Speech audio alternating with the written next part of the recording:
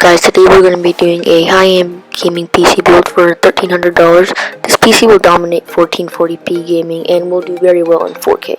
So starting off the build, we have the brand new Intel i5 7600K, which is just under $240. This Core i5 offers great performance and is a great bang for buck.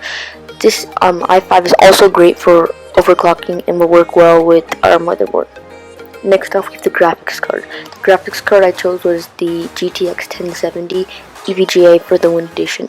This GTX 1080 is just $380, which is below many GTX 1070s, and it's a deal that I just couldn't pass up. The GTX 1070 is a killer card and offers 80% of the performance of the GTX 1080. With the GPU and the CPU off the list, now we have the motherboard.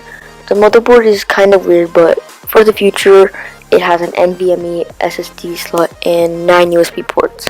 The motherboard I chose is the Asus Maximum iX Hero, which costs $215.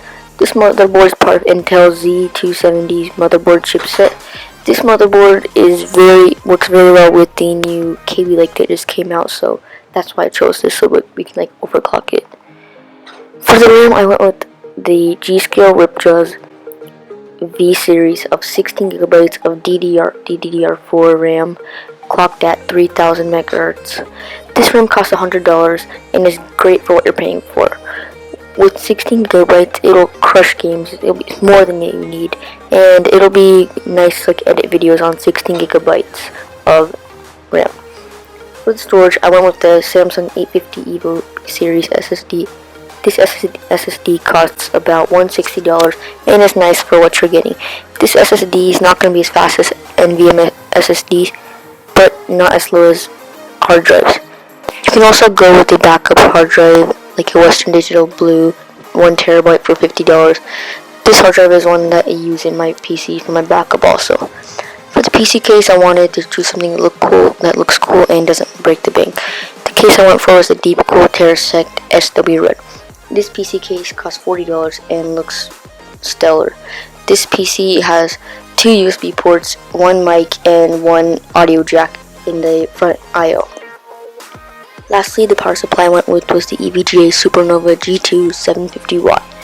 This PSU costs $100 with mail-in rebates, so it'll lower it down to $80 and has an 80+ gold certificate. This power supply is overkill for this build, but it'll let you upgrade it your graphics card and CPU and RAM. Not really RAM you don't really need that much power for. This PC will be all around amazing and will basically do any task you throw at it, from VR to gaming to video editing. Some nice accessories to use with this keyboard would be a Razer Blackwidow V2 and the Razer Mamba and an LG Ultrawide 21:9, and yeah, those are just really nice things. So